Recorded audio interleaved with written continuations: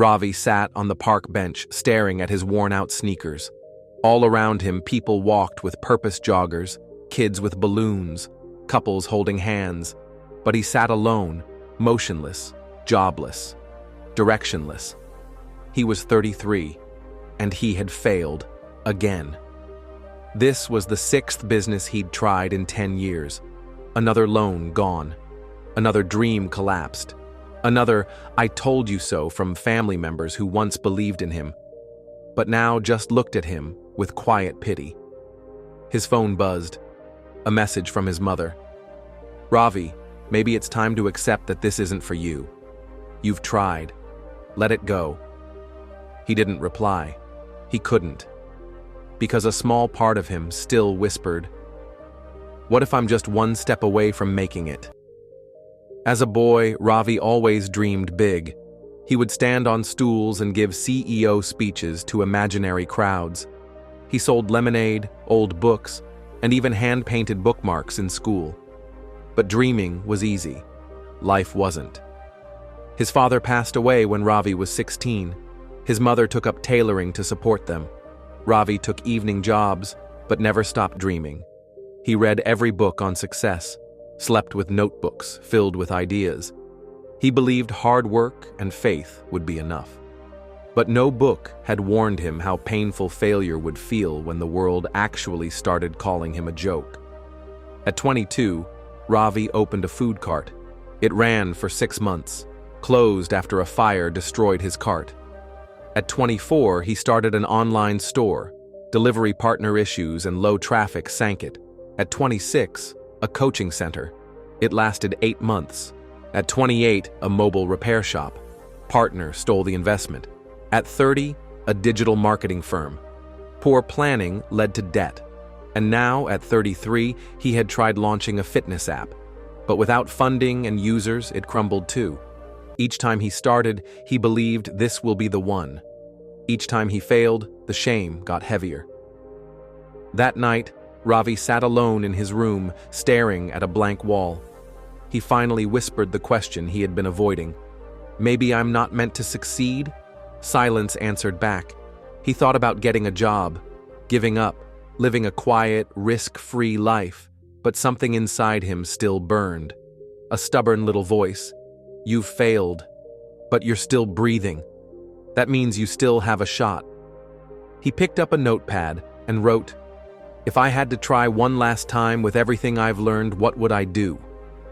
That one question became his turning point. Ravi spent the next week writing down every mistake he had made. He realized he had rushed too often, started businesses without real demand, chased trends instead of solving problems, worked alone when he needed a team. But he also wrote down what worked. He could market. He could speak. He understood what people struggled with.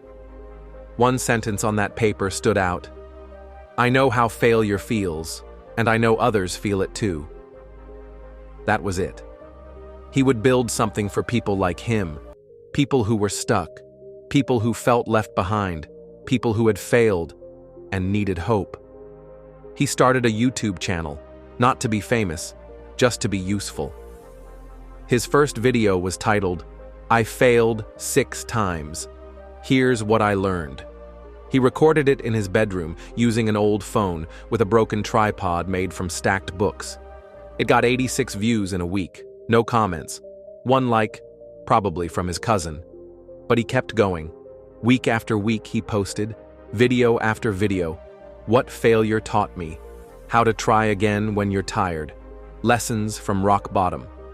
He responded to every comment, thanked every viewer. One day, he received an email. "Hi Ravi, I just wanted to say your video made me cancel my suicide plan. I'm going to try again. Thank you." He read the message 10 times and cried. It wasn't about views anymore. It was about impact. Within 6 months, one of his videos, "You're not a failure, you're in training," went viral. 400,000 views, 6,000 new subscribers, dozens of messages from people in pain, finding hope through his words. Ravi finally realized, my failures were not punishments. They were preparation.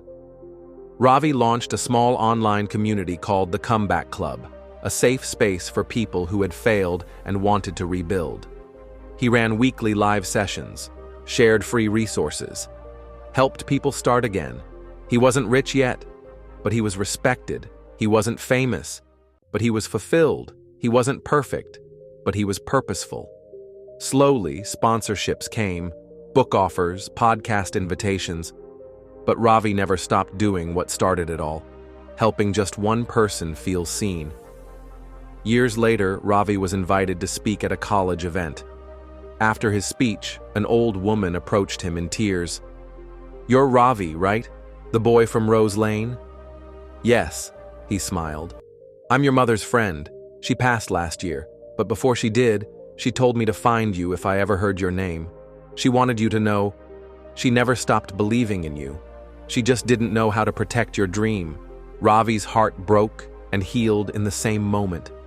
He had once felt like the biggest disappointment to her, but she had always held on. Today, Ravi's name is known worldwide. He runs Failure Isn't Final, a global movement. His YouTube channel has millions of subscribers. He's written books, spoken in 30-plus countries, and built scholarships for entrepreneurs.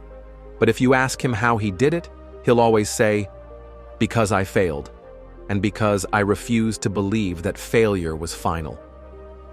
Dear listeners, everyone loves a comeback story, but no one talks about the years of silence, the self-doubt, the people who walked away, and the nights spent staring at the ceiling asking, "What's wrong with me?" This story is a reminder. Failure is not the end. It's a comma, not a full stop. If you're still breathing, you still have time. Don't give up. Don't settle. Don't listen to the noise. You are one step away from your breakthrough. Keep going.